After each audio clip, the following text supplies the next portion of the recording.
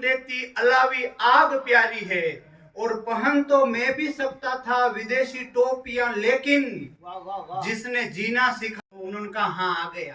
तो बाबू जी ने कहा कि समझदार भी है।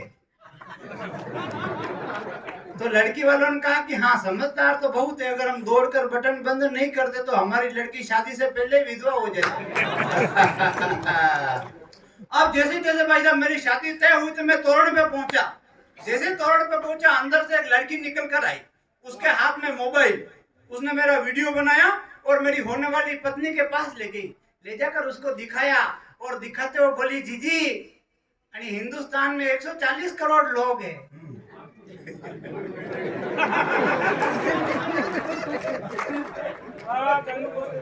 और 140 करोड़ में थने यो सिंगड़ो समझ में आयो। बहुत बढ़िया भाई वाह।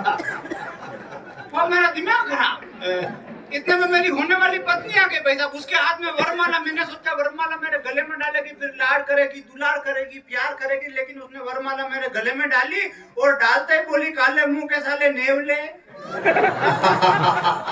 मुझसे शादी करना है? तेरी खबर तो मैं बाद में लेती हूँ, मेरे पिताजी ने मुझे ड्रम बेट किया, और वो भी नीला। ओ भाई साहब मेरे तोरण पे पांव दूजे धक धक धक धक धक। और ये बात बैंड बाजे वालों को पता चल गई कि लुगाई शादी से पहले धमकारी।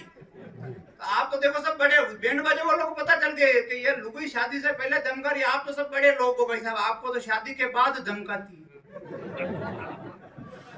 बैंड बाजे वालों को पता चला तो उन्होंने तुरंत गाना बदल दिया। पहले तो वो गाना बजा रहे थे, आज मेरे यार की शादी है, दिलदार की शादी है, ऐसा लगता है सारे संसार की शादी है। जैसे उनको पता चला कि लुगाई शादी से पहले धमकारी, उन्होंने तुरंत गाना बदल दिया। वो भी बोले रघुपति राघव राजा राम पतित पावन सीताराम, हाथ में लकड़ी चंदन की, अब मौत है इन बेंडिया नंदन की।